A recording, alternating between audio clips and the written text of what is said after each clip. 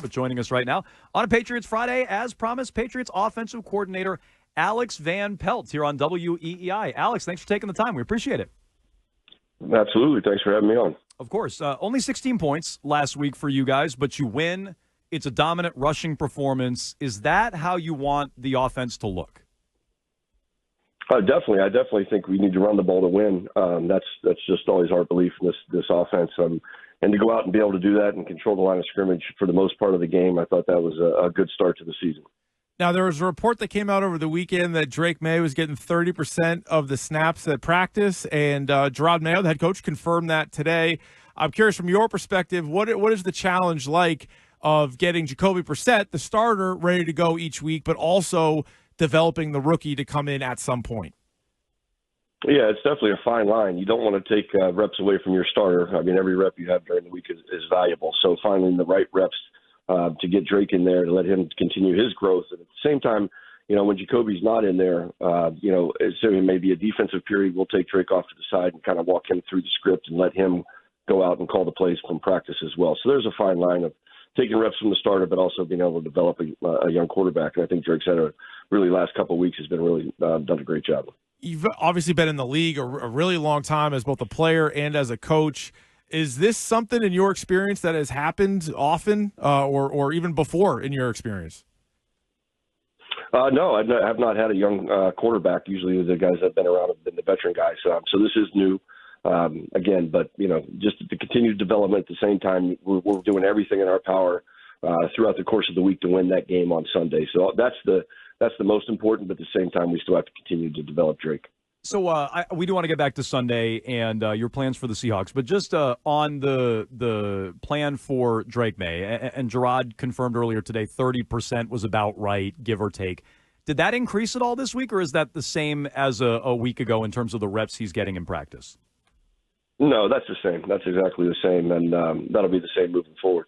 Why do you feel he needs that extra work? I know you're talking about the balance between developing him and still not taking away from Brissett, but why do you feel that he specifically needs that work with starters on top of just the show team, scout team reps? I mean, because I think the future's bright for Drake, and we got to continue to develop and let him grow throughout the course of the year. Anytime you get a chance to get in with the starters, it's bonus reps for you as a young player.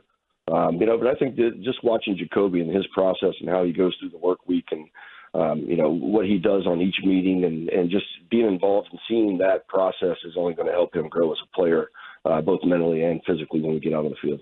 Ramondre Stevenson had a monster game against Cincinnati, 120 yards on the ground. He scored a touchdown, had close to 30 touches, though, in the game. And I'm just curious, as the season goes on, what's that balance like where you want to get one of your best players the ball a lot, but also knowing that, close to 30 touches a game is probably not sustainable?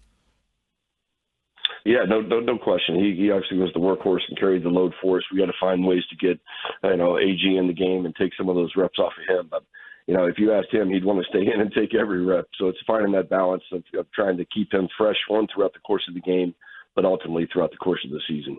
Patriots offensive coordinator Alex Van Pelt joining us here on Jones and Keefe, Patriots Friday on WEEI. You said yesterday that you'll have more options on the call sheet this weekend. Why do you feel the need to add, and why was it light, I guess, for lack of a better term, last week? Just the way the game was going to go, I felt like that we did need certain things on the call sheet, and I think this week that we might need some. So I'm not going to get into more of that in the scheme, but there were some times where I was searching for maybe a certain type of play, and I didn't have it on the sheet. So just felt better adding some things in that gave us some different looks. Do you have, without getting into giving up game plans or anything like that, do you have full autonomy on that? Is that something you're working with Gerard on, or is that solely up to you? Yeah, I think our offensive staff, we all work together. We're very collaborative in our game planning and how we come up with each plays each week. We do it together as a group, but ultimately Gerard has, he has ultimate say, and if he doesn't think that something fits in the plan, then he can tell me to take it out, and I'd gladly do it. He's the head coach. Now, with your time in Cleveland, you guys faced Mike McDonald's Ravens defenses the last couple of years. What can you tell us about what he brings to Seattle? Yeah, really good scheme. Their pressure package is really good. You got to be on top of it, especially on third down. Schematically, I think it's one of the better defenses we faced in Cleveland. The players they had in Baltimore were awesome. They're gonna get there in Seattle, but just the way that scheme has played teams over the years, and I think Coach McDonald does an excellent job of mixing things in, showing you one thing and giving you another, and it's a tough defense to decipher. Both you and Gerard said this week watching the film that there were receivers open that you saw when you went back and watched it. What led to those misses offensively? One, I think the ball slipped out of our hand on a third down to KJ. We had a shot there, and there were some times in the game where we called plays, especially in the high red zone, where we were, Maye had a guy open. If the game would have been in balance and we had to make a play, we'd have probably pulled the trigger, but just being smart and understanding the point we were in that game and how our defense was playing, maybe taking a couple of the checkdowns there that were available as well. But, I thought Jacoby did a great job of playing within the game. There's a lot of times where quarterbacks can get greedy when they don't need to be greedy, and I think that he made those right decisions and went the right place with the football. Well, speaking of decisions with the quarterback, I mean, last night there's the horrific scene where you see Tua take a big hit and get knocked out of the game once again. Is that something you teach the quarterbacks or go over with the quarterbacks, like trying to find when to get the extra yard versus when to give yourself up and not take those huge hits?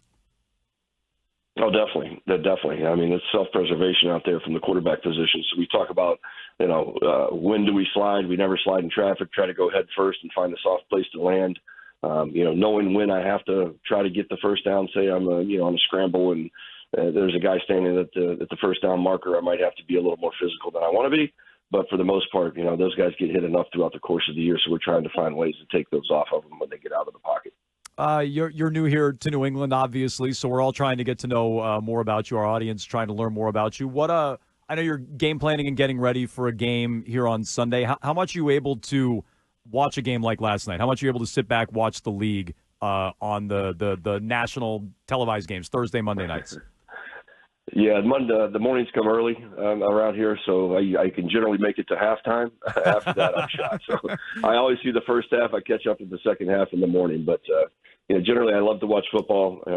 Catch myself with a game on the TV and a game on my phone at the same time. So if it's early enough, I'll watch all the games I can. But those night games are tough to stay up all the way to the end. What do you when you have downtime? I know there's very limited downtime for a coach, especially. But what do you do in downtime when you find it?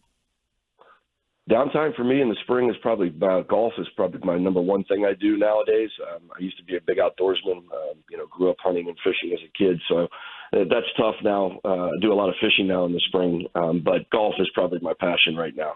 If I had 4 hours in the afternoon, I'd love to go out and hit the golf ball. Okay. Well, yeah, it's hard to find that free time, especially, the older we get, and especially in the NFL in season, I'm sure. Alex Van Pelt, we appreciate the time. Thanks so much for joining us here on a Patriots Friday, and good luck on Sunday.